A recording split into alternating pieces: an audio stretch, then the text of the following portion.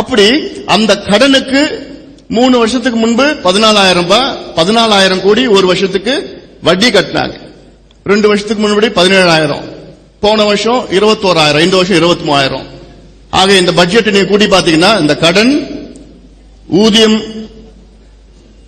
ஓய்வூதியம், இலவசம், மானியம் இதெல்லாம் மூணும் சேர்த்து பாத்தீங்கன்னா 1,61,000 கோடி பட்ஜெட்ல 1,50,000 இது மூணுத்துக்கு மட்டும் செலவு பண்றாங்க.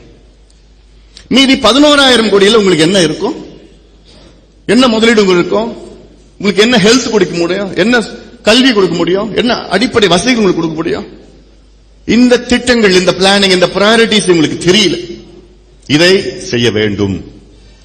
இப்ப தமிழ்நாட்டில் என்னென்ன பிரச்சனைகள்? பல பிரச்சனைகள், சுகாதார பிரச்சனைகள்.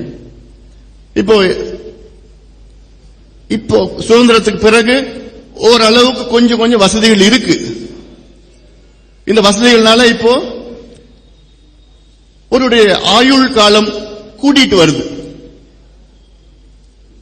இப்போ சராசரி ஆண் மகனுடைய ஆயுள் காலம் 69 ஆண்டுகள்.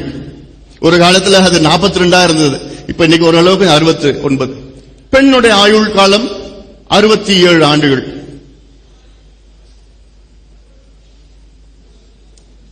இப்படி முதியவர்கள் அதிகமாக வந்து கொண்டிருக்கின்றார்கள்.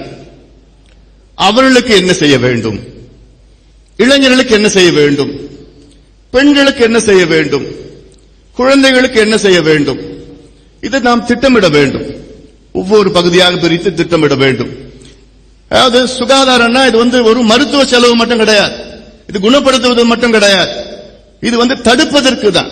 பிரிவென்டிவ் அண்ட் ப்ரோமோட்டிவ் ஹெல்த் கேர் சொல்றது. Holistic health care. அதாவது ஹாலிஸ்டிக் ஹெல்த் கேர் என்னன்னா மருத்துவம் மட்டும் கிடையாது. இதுல குடிநீர், நல்ல பாதுகாக்கப்பட்ட குடிநீர் இருக்கணும், தூய்மை இருக்கணும், சுத்தம் இருக்கணும், ஊட்டச்சத்து நியூட்ரிஷன் இருக்கணும், சுற்றுச்சூழல் இருக்கணும், என்வாயன்மெண்ட் இருக்கணும். பிறகு பிரிவென்டிவ் அண்ட் ப்ரோமோட்டிவ் ஹெல்த், இது எல்லாம் சேர்ந்துதான் நம்ம ஹெல்த் அஷூரன்ஸ் சொல்றது.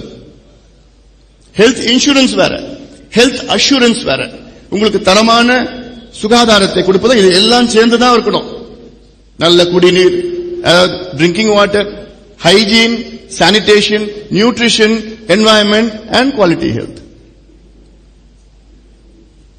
இப்போ கியூபா நாடு இருக்கு. கியூபா நாட்டில் சின்ன நாடு, ஆனா அங்க அதிக மனித வளம் இருக்கிறது, ஹியூமன் ரிசோர்சஸ். அந்த நாட்டில் அரசாங்கம் தான் அத்துணை மருத்துவர்களோ